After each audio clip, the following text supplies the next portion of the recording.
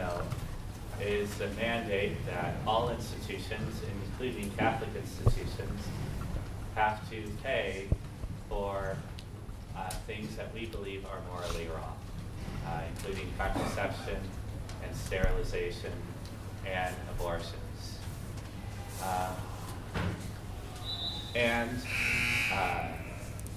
But the title of this talk is Right to Contraception or Right to Religious Freedom? Which is the true right? Or if they are both rights, which is the greater one, and how do we balance these rights? So let me begin with the question, why do you want to listen to this talk? Why do you really want to pay attention? Why is it relevant to you? And there's three reasons, there's more, but three big ones. Is that we live in a world that is increasingly opposed to what we believe and opposed to the truth that we understand, the gift of sexuality that has been given to all of us. And the reason why we are in this situation, the reason why we are fighting abortion in this country, and now the HHS mandate, is because there's an increasing darkness in the world. And it's not just in the world, it's in the air we breathe, and we are all subject to sharing in this mentality ourselves. And it is a great threat. It is the greatest threat to most of you in this room, to your finding, it's a threat to all of us, to our finding happiness in this life, according to God's plan, and in the life to come. That darkness and that slavery, which is attached to it, which comes if we live according to what is a very great illusion, a very powerful illusion. It looks really, really good, what the world offers to us. And it's very hard, and sometimes it's impossible to see why it's better for us to avoid that and to make the sacrifice that God calls us to, and to live chastely. So it's an enormous danger to our souls. And the third thing is, it's not just a danger, through all of this, God wants to give us a greater gift. He wants to reveal to us more fully our identity and our destiny, and the gift he wants to give us through true chaste love, which is self-giving and life-giving according to his plan, which is the only way to happiness in this life and in the life to come. Okay, so that's why this talk is relevant, but to get into it actually, what is the problem with the HHS mandate? The problem is not simply that our religious freedom is being attacked, because I don't think anyone really wants to attack religious freedom in and of itself. At least we'll give them the benefit of the doubt. They want to attack religious freedom that threatens to take away the freedom of others. And that is what is proposed to us. So in the HHS mandate, we say, you are attacking our claim, is that our religious freedom is being attacked. We are being forced in a way to act against our consciences. But their attack is, their claim is you can worship God as you see fit, but you can't impose your religious beliefs on others and infringe on their rights because of what you believe. So the claim is these others have a right to contraception. They have a right to pregnancy preventive measures. And we are infringing on their rights. Now, of course, that's kind of absurd on the face of it, because it's not just that. They're asking us to pay for these things. They're saying they have a right to these things for free, and that they're free for them because we pay for them. So they're saying that's the whole right, which is absurd, of course. But let's go a little deeper to that and just ask about the right to contraception. And not only that, let's ask about the right to religious freedom and just all rights in general. What is the foundation of human rights? Like, for example, take religious freedom. There is no absolute right to religious freedom. So, for example, just to take an extreme example, say there are Satan worshippers, which, as part of their worship, have child sacrifice as part of the Black Mass. Do they have a right to that? We'd say, of course not. You're taking away someone else's right to life. So there's limitations on this right to religious freedom, right?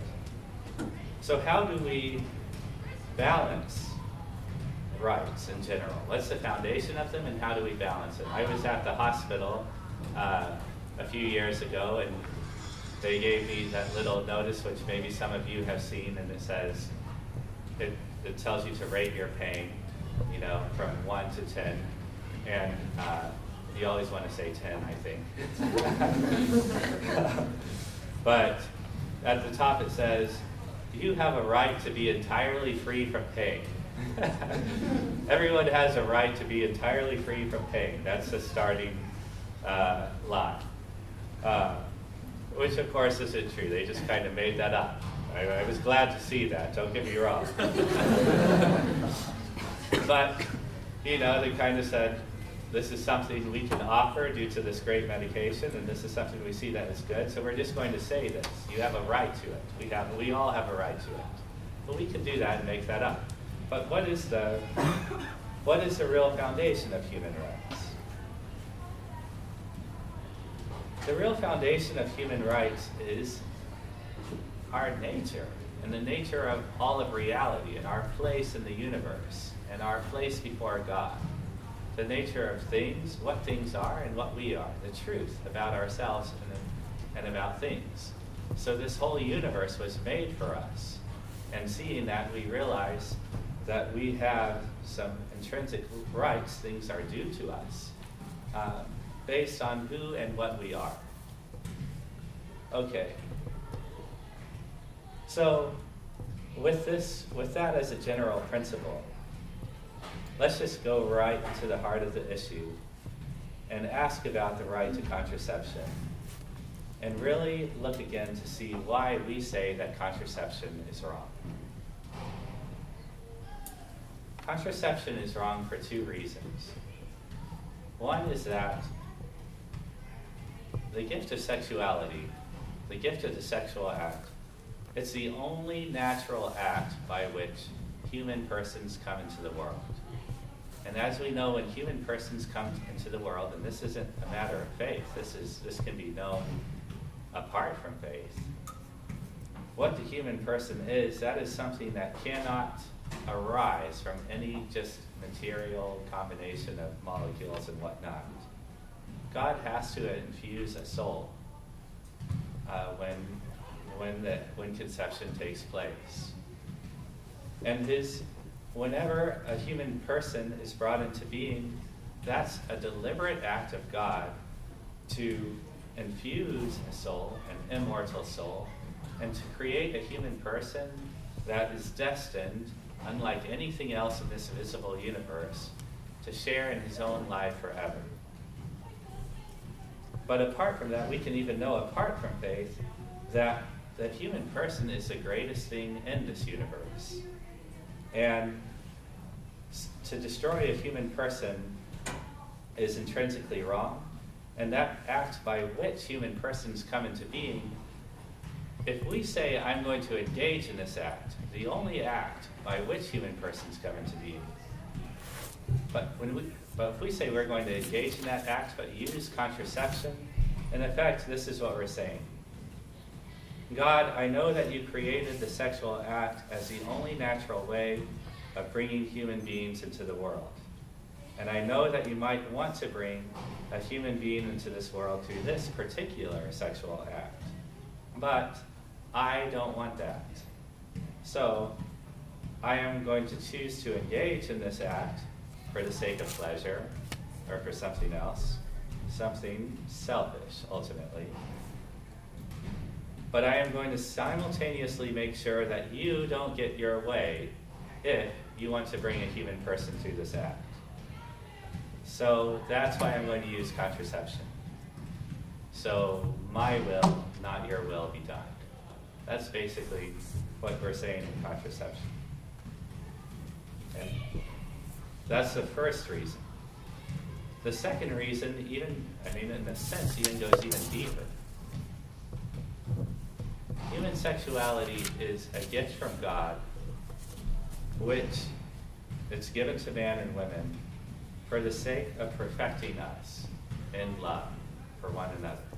It is his plan for human beings to, as it says in Genesis, God gave woman to Adam as a helpmate to him.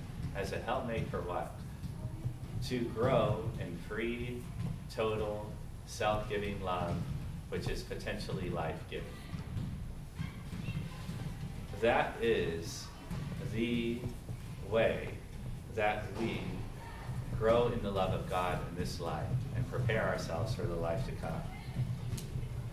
All human community, all community life is that. And it begins in the family, and it begins in human sexuality. So the sexual act is a natural physical sign of the fullness that is marriage, which is that complete, free, total, self-giving love that is potentially life-giving.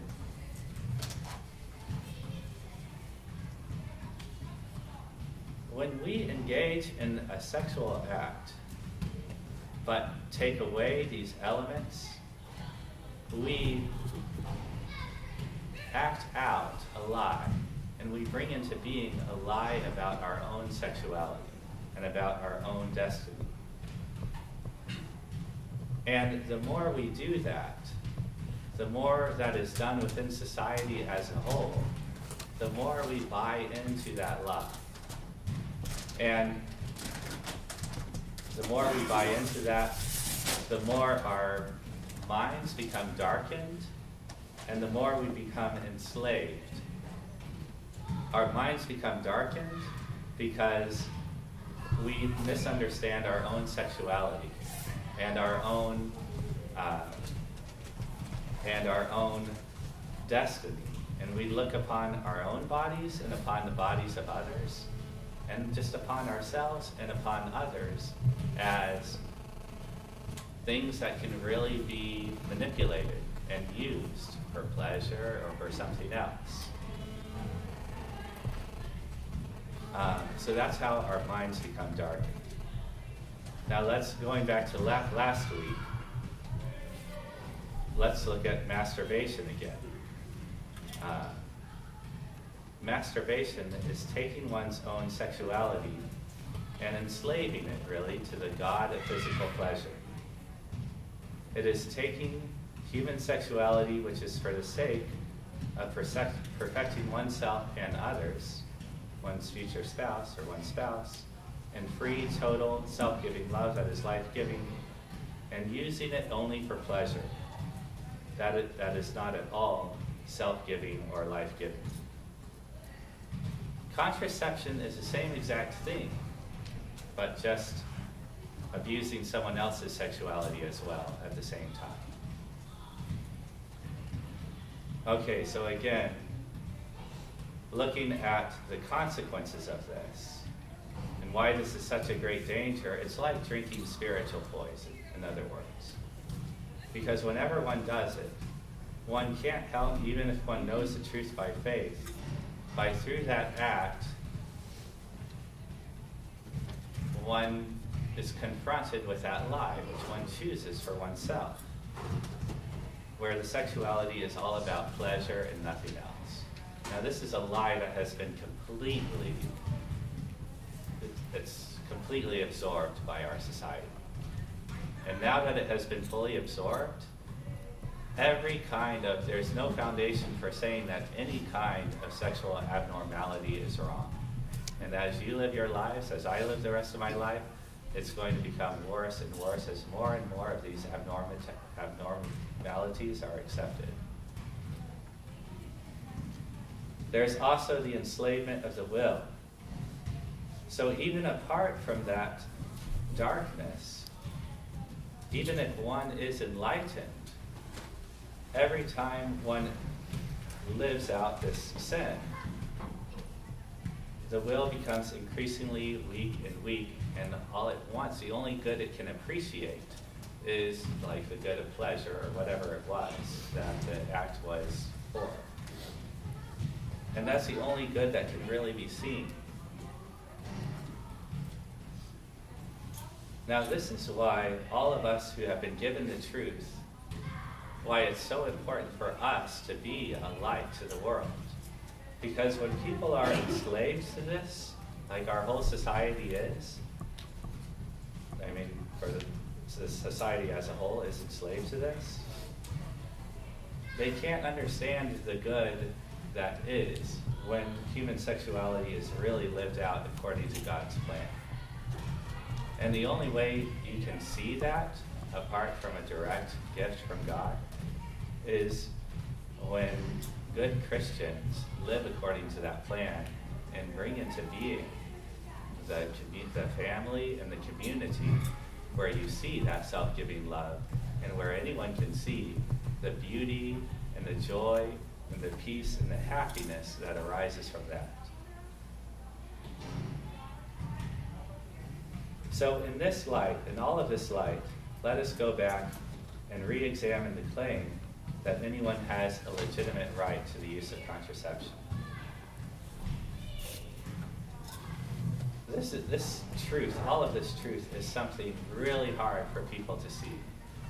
But we can just see, according to this truth, according to the faith we've been given, and according to the limited understanding we've been given, which is certainly a limited understanding, and it remains a mystery forever. I mean, in this life, it's a mystery which we will never fully comprehend. But we can see, according to this light, that it is like drinking a spiritual poison. So in the same way that people do not have the right to commit suicide or to do drugs, it's against the law, drugs which clearly destroy them. This is like a spiritual, more than a drug, it's like a spiritual poison, which destroys a human person at their core.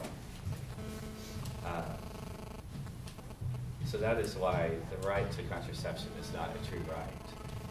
And that's just the core reason why it's so important that we fight this, the HHS mandate and the whole mentality behind